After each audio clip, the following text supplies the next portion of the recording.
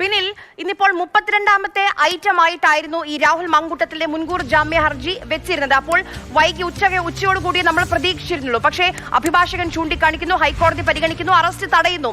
പക്ഷെ അപ്പോഴും കേസിന്റെ മെറിറ്റിലേക്ക് കടന്നിട്ടുണ്ടോ കോടതി, അതോ വിശദമായ വാദം പിന്നീടായിരിക്കുമോ?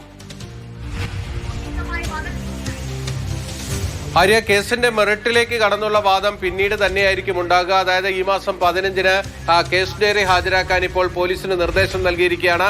ആ കേസ് ഡയറിയും പോലീസിന്റെ റിപ്പോർട്ടും പരിശോധിച്ച ശേഷമായിരിക്കും അന്തിമമായൊരു തീരുമാനത്തിലേക്ക് ഹൈക്കോടതി എത്തുക. പക്ഷേ ജസ്റ്റിസ് കെ ബാബുവിന്റെ ബെഞ്ച് ഇന്ന് സിറ്റിംഗ് ആരംഭിച്ചപ്പോൾ തന്നെ ആ ഘട്ടത്തിൽ തന്നെ ഈ രാഹുൽ മാങ്കൂട്ടത്തിന്റെ അഭിഭാഷകനായ അഡ്വക്കേറ്റ് എസ് രാജീവ് ഹൈക്കോടതിയിൽ എത്തുകയും അദ്ദേഹം കോടതി മുമ്പാകെ ഒരു സബ്മിഷൻ നടത്തുകയുമായിരുന്നു. അതായത് ഇത് 32ാമത്തെ ഐറ്റമായിട്ടായിരുന്നു ഈ കേസ് ലിസ്റ്റ് ചെയ്തിരുന്നത്.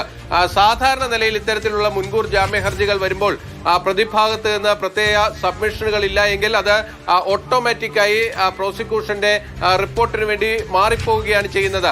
ഇവിടെ പ്രതിഭാഗം ഇക്കാര്യം കോടതിയുടെ ശ്രദ്ധയിൽപ്പെടുത്തും, തങ്ങൾക്ക് ചിലത് പറയാനുണ്ട് എന്ന കാര്യം കോടതിയുടെ ശ്രദ്ധയിൽപ്പെടുത്തുമെന്ന് പ്രോസിക്യൂഷനെ കൂടി അറിയിച്ചിരുന്നു. അതുകൊണ്ടാണ് പ്രോസിക്യൂഷന് വേണ്ടി director general of prosecution ടി.എ. Shaji തന്നെ നേരിട്ട് കോടതിയിൽ ഹാജരായത്. കോടതി നടപടികൾ തുടങ്ങിയപ്പോൾ തന്നെ അഡ്വക്കേറ്റ് എസ് രാജീവ് ഈ ഹർജിയുമായി ബന്ധപ്പെട്ട കാര്യങ്ങൾ പറയുകയായിരുന്നു. 32ാമത്തെ ഇനമായിട്ട് ഒരു ഹർജി നൽകിയിട്ടുണ്ട്.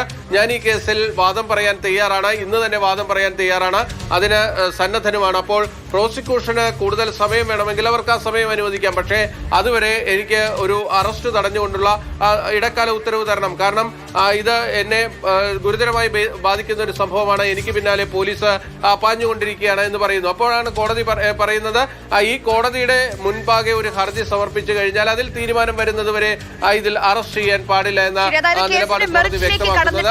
ഈ മാസം 15-ാം തീയതിക്കായിരിക്കും അത് പരിഗണിക്കുക.